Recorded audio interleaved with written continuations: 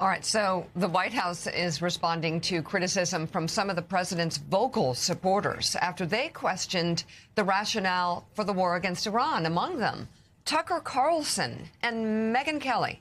Also, Marjorie Taylor Greene, who has recently broken with the president on a number of issues. And then there's Matt Walsh, who posted this to social media. Quote, "So far, we've heard that although we killed the whole Iranian regime, this war was not a regime change war.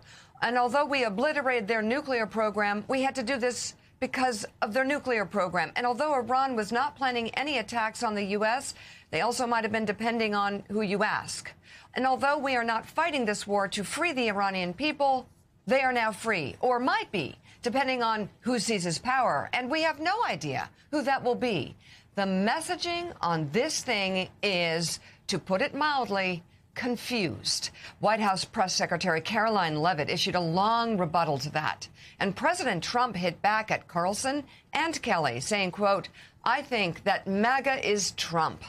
MAGA's not the other two," adding that Kelly should, quote, "study her history book a little bit." Yeah. Okay. Yeah.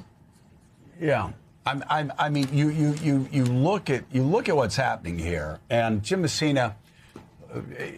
Let's not confuse anybody. We are not saying that because of this war that's deeply offending the MAGA base, and because of the Epstein files, which we've seen has really had an impact on the MAGA base.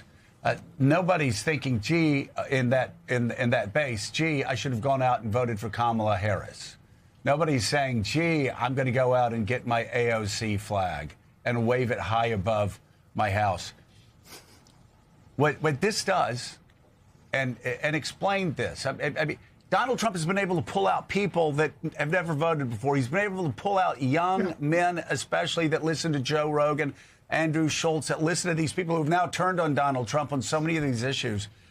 It's hard for me to imagine, but I'd love you to give me your insight. It's hard for me to imagine a worse 1-2 punch to depress your base than having the very people, Donald Trump, J.D. Vance, Stephen Miller, who were yelling against forever wars and Kamala Harris will take us into Iran, President Trump will never take us into Iran, and now we're doing that.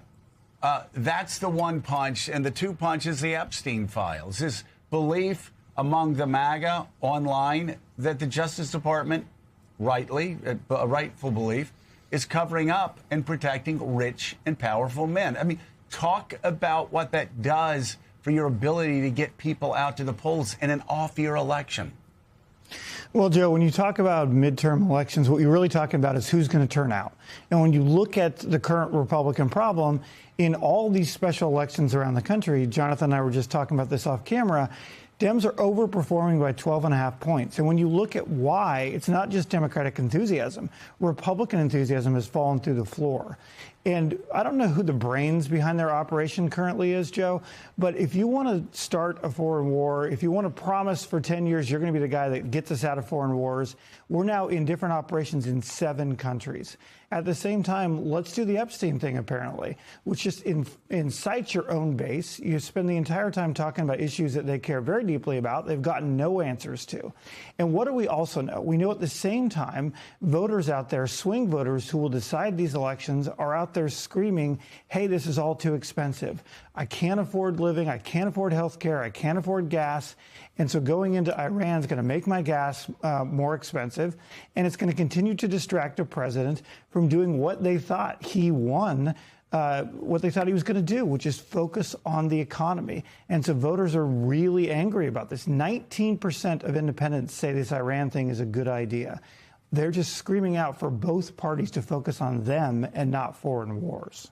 David, how much do you think the outcome of this will affect how well this plays for President Trump and for the Republican Party going into the midterm elections? I mean, you and I were talking earlier about what the possible outcomes might be of a diminished Iranian regime that probably is still an Islamic republic of sorts, but without the kind of military capability that it's had to threaten American assets around the world for the last few decades. Is that a prospect? Is that a kind of outcome of this that Donald Trump, do you think, could sell as a win to the American public, to the skeptical American public, as Jim was saying? One big issue is what level of American casualties there are. We should remember we're in the early days of this war.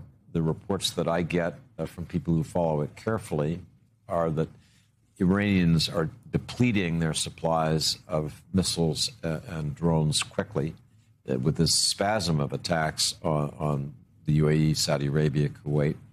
So at some point, they're going to run out of those munitions. The U.S. is now moving into a more intense phase of bombardment. Both Secretary Hegseth and President Trump said that yesterday, that the big wave, to quote Trump, is about to begin.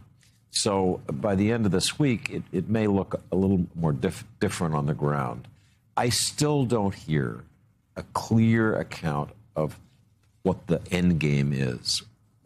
They keep talking about what their objectives are, but they're things like depleting the number of missiles and bombing a nuclear program, but by their own account was already obliterated. So I think through this week, as the fighting intensifies, so too will the explanation to the American people. If it's as confusing as it was yesterday, I think they have a problem.